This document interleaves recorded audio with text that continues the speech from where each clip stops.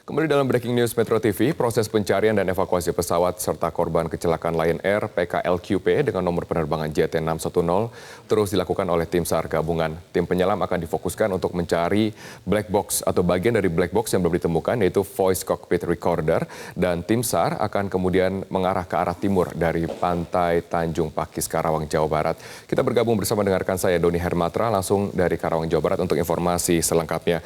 Doni, dapatkah kemudian Anda sebutkan area mana yang menjadi fokus dari upaya pencarian saat ini setelah kemarin ditemukan bagian dari black box yaitu flight data recorder? Ya, fokus pencarian dari tim Basarnas gabungan ini memang difokuskan di lokasi tempat atau koordinat tempat ditemukannya black box pertama. Kemudian selain itu juga tim Basarnas membagi timnya ke dalam dua sektor. Yang pertama tadi di titik koordinat yang ditemukan black box pertama, dan yang kedua ini tadi juga pagi 19 kapal berangkat dari pantai Tanjung Pakis untuk melakukan penyisiran di daerah pantai Tanjung Pakis hingga ke wilayah timur, hingga ke daerah perairan Subang, Purwakarta, dan juga Indramayu. Dan dari 19 kapal dan juga perahu karet yang sudah berangkat, nampak siang ini ada sekitar 8 perahu karet yang sudah kembali ke pantai, namun kami tidak melihat ataupun tidak mendapatkan informasi dan tidak melihat bahwa anggota yang kembali ke pantai ini membawa serpihan-serpihan ataupun temuan-temuan lainnya, Robert.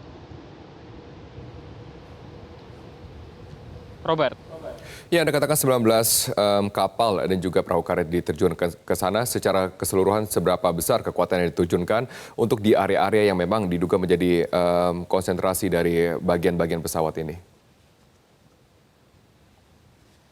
Dapat saya informasikan bahwa berdasarkan keterangan dari Basarnas, ada dua sektor yang menjadi pusat pencarian atau evakuasi hari ini. Di sektor pertama ini prioritas pencarian di sekitar lokasi ditemukannya black box pertama dengan pola pencarian creeping. Dan pada sektor satu ini kapal-kapal yang beroperasi dilengkapi dengan alat-alat pendeteksi bawah air seperti multi beam echo sounder atau MBES, side scan sonar, dan juga remotely operated underwater vehicle, dan tak lupa juga dilengkapi dengan ping locator untuk mendeteksi sinyal dari black box yang kedua atau dengan jenis VCR atau voice cockpit recorder. Kemudian peralatan-peralatan tersebut ini dipasang di 5 kapal yang berbeda, yakni kapal KRI Rigel, kemudian Rescue Boat 206 Kantor SAR Bandung, Barunajaya BPPT, dan juga kapal Dominos dan juga Teluk Bayau Victoria milik Pertamina. Dan pada sektor ini juga mengarahkan penyelam-penyelam dari Basarnas, Denjaka, Kopaska, Taifib, Marinir Indonesia Diver, dan juga POSSI sebanyak 119 personil. Sedangkan pada sektor 2, tim SAR menggunakan pola pencarian paralel yang melibatkan Basarnas, TNI Polri, Kementerian Perhubungan, Bakamla Polair, KPLP, Bea Cukai, dan juga ditambah dengan kapal-kapal nelayan dan juga para relawan lainnya yang memang ditugaskan untuk menyisir daerah sekitar pantai Tanjung Pakis, Karawang ini, Robert.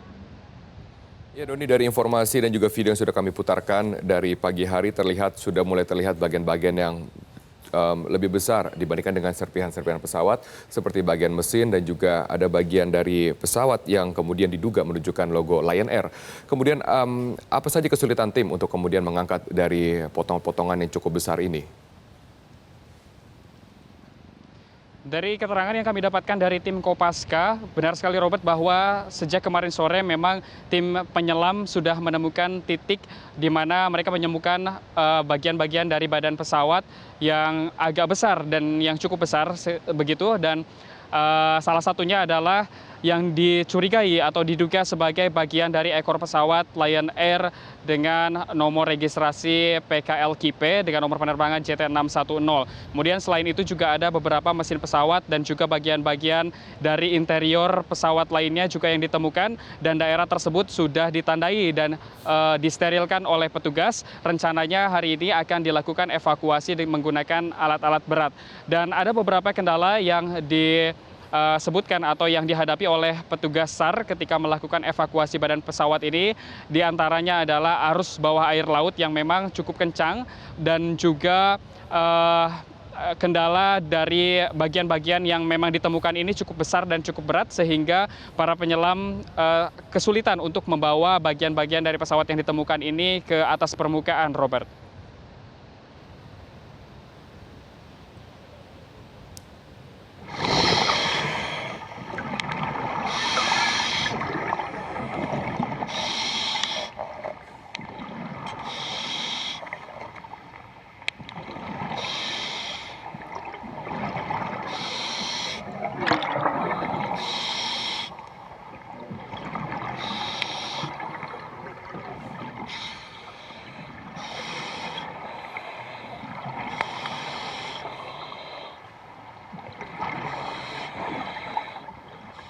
Robert.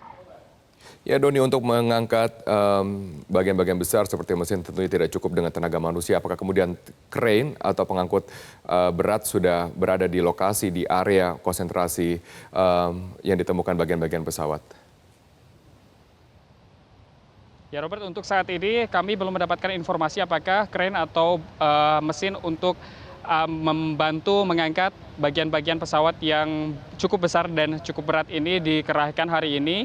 Namun berdasarkan keterangan yang kami dapatkan dari Kopaska kemarin malam dan tadi pagi memang saat ini akan dilakukan pengangkatan atau evakuasi dari badan-badan pesawat yang sudah ditemukan pada penyelaman kemarin sore hingga tadi malam hari ya Robert. Kemudian Doni, bagaimana dengan bagian lain dari black box yaitu voice cockpit recorder? Prediksi dari ataupun juga upaya terakhir dari tim SAR gabungan, apakah sudah ditemukan? Kemudian apakah sudah mengerucut lokasi-lokasi yang kemungkinan besar menjadi lokasi voice cockpit recorder yang masih dicari bagian dari black box yang ditemukan kemarin? Ya, Basarnas saat ini memang memfokuskan di area lokasi ditemukannya black box pertama karena tim Basarnas menduga bahwa black box kedua atau dengan tipe VCR ini berada di dekat lokasi ditemukannya black box pertama sehingga fokus pencarian akan dilakukan di koordinat yang sama dan para tim Basarnas ini tadi sudah menerjunkan kapal-kapal yang dilengkapi dengan peralatan khusus untuk mendeteksi kemudian menggunakan ping locator sehingga sinyal-sinyal yang dikeluarkan dari black box kedua ini bisa didengar dan cepat ditemukan. Dan tadi pagi juga kami mengkonfirmasi dan mendapatkan informasi bahwa sempat terdengar juga sinyal dari black box kedua yang diduga sebagai sinyal dari black box kedua, namun belum ada upaya atau belum dipastikan bahwa itu merupakan sinyal dari black box VCR yang memang belum ditemukan saat ini.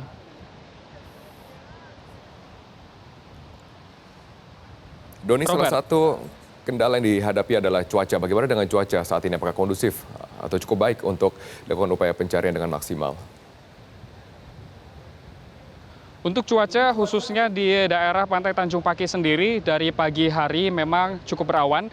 Sekarang untuk siang hari ini agak terik dan tetap berawan dan berdasarkan keterangan yang kami dapatkan dari BMKG angin bertiup ke arah timur artinya ke arah Indramayu, perairan Subang dan juga perairan Purwakarta sehingga tim Basarnas gabungan ini memang diarahkan ke daerah-daerah tersebut untuk melakukan penyisiran dan juga pencarian terhadap puing-puing serta serpihan-serpihan dari pesawat Lion Air PKLQP yang kemungkinan besar akan terbawa oleh arus air laut hingga ke sana. Dan tim BMKG juga di Pantai Tanjung Pakis menyediakan atau memasang alat AWS atau Automatic Weather Station untuk terus memantau kondisi real cuaca di Pantai Tanjung Pakis yang selanjutnya akan diinformasikan secara berkala kepada tim Basarnas yang berada di perairan sana.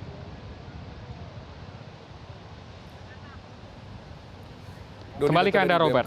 Ya, Doni, data dari BMKG, benarkah kemudian dengan musim seperti sekarang, musim peralihan, arus laut kemudian dapat kemungkinan besar membawa bagian-bagian dari pesawat ke arah timur? Ya, benar sekali, Robert. Untuk serpihan-serpihan ataupun bagian-bagian kecil dari pesawat yang menjadi fokus dari tim Basarnas yang berangkat dari Pantai Tanjung Pakis ini kemungkinan memang terbawa oleh arus air laut ke daerah-daerah timur seperti tadi.